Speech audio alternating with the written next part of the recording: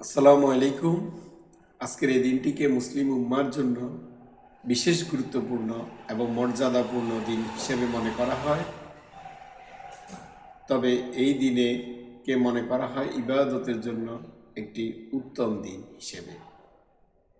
এছাড়াও বিভিন্ন মতভেদ আছে, সে বিষয়ে আমার কথা বলার উদ্দেশ্য নয়।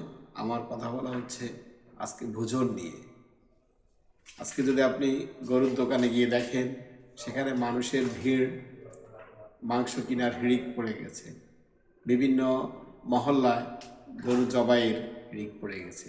মুরগির দোকানে গিয়ে দেখবেন, সেখানেও মানুষের ভিড়, মুরগি শেষ হয়ে গেছে। এমতো অবস্থা, দিনটিকে যদি ইবাদতের মনে করা হয়, তাহলে আমরা খাওয়ার জন্য কেন এত উদ্গ্রীব, এত বেহুশ?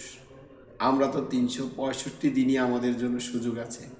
তাহলে আজকে যদি ইবাদত করা হয়, তাহলে আমরা কেন খাওয়া নিয়ে এত ব্যস্ত? আমরা কি একবারও ভেবে দেখি না? আমি, আমার স্ত্রী, আমার বাড়ির বোনেরাও তো আজকে তাদেরও তো ইবাদতের দিন।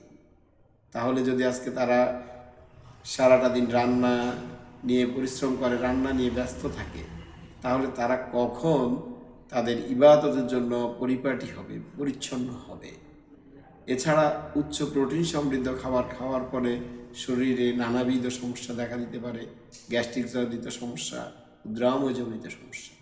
তাহলে আমরা এই দিনটিকে যদি আমরা যথাযথ মর্যাদায় পালন করার চিন্তা করি, তাহলে কোনো ক্রমেই এটা সঙ্গত নয় যে দিনে উচ্চ প্রোটিন সমৃদ্ধ খাবার খেতেই হবে, না হলে নয়।